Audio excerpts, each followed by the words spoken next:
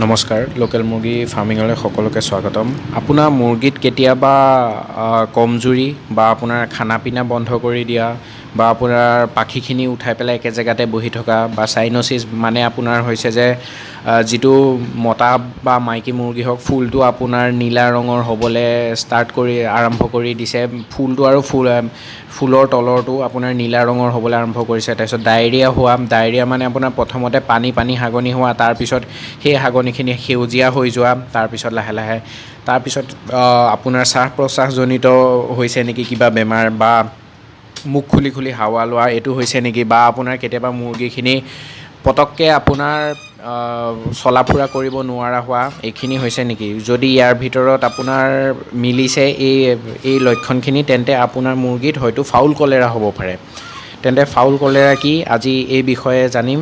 প্ৰথমতে জানি লওঁ যে ফাউল কলেৰা কি। ফাউল কলেৰা বেচিকেলি এটা আপোনাৰ ব্লাড ইনফেকশ্যন হয়। এইটো মেইনলি গ্ৰাম নিগেটিভ বেক্টেৰিয়া হয়, আৰু আপোনাৰ ইয়াতে সাধাৰণতে যোনটো আপোনাৰ ফাউল কলেৰা হয় সেইটো আপোনাৰ 2% আপোনাৰ মুৰ্গী মৰ্টেলিটি হ'ব পাৰে, বা কেতিয়াবা এনেকুৱা হৈ যায় যদি অলপমান বেছিকৈ হৈ যায় ফাউল কলেৰা 100% মৰ্টেলিটিলৈকে যাব পাৰে। তাৰপিছতে এই ফাউল কলেৰাটো বেছিকৈ যোনখিনি কণী পাৰি থকা মাইকী মুৰ্গী সেইখিনিক বেছিকৈ এফেক্ট কৰে। কণী পাৰি থকা বয়সত সৰু পোৱালিতকৈ এই ডাঙৰখিনিক বেছি এফেক্ট কৰে। আৰু আপোনাৰ এই ইনফেকশ্যনটো বেক্টেৰিয়াজনিত ইনফেকশ্যনটো 12 সপ্তাহৰ পৰা 18 সপ্তাহৰ ভিতৰত বেছিকৈ দেখা পোৱা যায়। এতিয়াতো যিহেতুকে মই লক্ষণখিনি কৈয়ে দিলোঁ, এতিয়া আহিছোঁ ট্ৰিটমেণ্টৰ কথা। ট্ৰিটমেণ্টটো কেনেকৈ কৰিম। ট্ৰিটমেণ্ট 2 প্ৰকাৰৰ আছে। প্ৰথমতে হৈ গ'ল যে ছালফোনামাইটছৰ ইমান ইয়াতে অসমত ব্যৱহৃত নহয়, আৰু এটা আছে এণ্টিবায়'টিক ব্যৱহাৰ কৰিব পাৰে। এণ্টিবায়'টিক কোনবোৰ? পেনিচিলিন, ষ্ট্ৰিপ্ট'মাইচিন, অক্সিটেট্ৰাচাইক্লিন, ক্ল'ৰ'টেট্ৰাচাইক্লিন, এৰিথ্ৰ'মাইচিন বা টেট্ৰাচাইক্লিন পাউডাৰ আপোনালোকে খোৱালে এইটো অতি সহজে ভাল হৈ যাব। এই লক্ষণখিনি ধ্যান ৰাখিব। এই লক্ষণখিনি যেতিয়াই দেখা পায়, যদি আপোনাৰ লক্ষণখিনি সম্পূৰ্ণ মিলাতে তেতিয়া যিকোনো এটা এণ্টিবায়'টিক আপুনি 3 পৰা 5 দিনৰ কোৰ্চ এটা কৰি দিয়ক, লগতে মাল্টিভিটামিন দি দিয়ক, আপোনাৰ এইটো বেমাৰ সহজে ভাল হৈ যাব। এতিয়া আহি গ'ল যে এই বেমাৰটো আপোনাৰ ফাৰ্মলৈ নাহিবলৈ কি কৰা উচিত।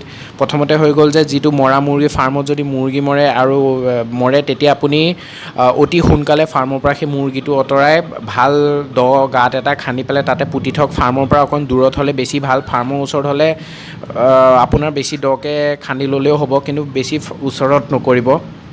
তাৰপিছতে যিবোৰ আপোনাৰ নিগনি, এন্দুৰ বা আপোনাৰ পোক পৰুৱা, মাখি বা আপোনাৰ বাহিৰা যিকোনো চৰাই চিৰিকটি এইবোৰ আহিবলৈ বাধা দিয়ক ফাৰ্মৰ ভিতৰলৈ। যদি আপুনি বাহিৰৰ পৰা মুৰ্গী কিনিছে মুৰ্গীটো ভালকৈ পৰীক্ষা নিৰীক্ষা কৰি কিনক। কি ঠিক এইটোত যদি ফাউল কলেৰা থাকে তেন্তে আপোনাৰ গোটেইখিনি ভাল মুৰ্গীত আহি যাব পাৰে। আৰু লাষ্টত হৈ গ'ল যে চাফ চিকুণতা বা বায়'ছিকিউৰিটি হৈ গ'ল। এইটো যদি আপুনি মেইনটেইন ৰাখে তেন্তে আপোনাৰ ফাৰ্মত যিকোনো ধৰণৰ ভাইৰাছজনিত হওক বা আপোনাৰ বেক্টেৰিয়াজনিত বেমাৰে পটককৈ আপোনাৰ আক্ৰমণ কৰিব নোৱাৰে। আজিৰ ভিডিঅ'টোলৈ ইমানতে সামৰিছোঁ। ধন্যবাদ।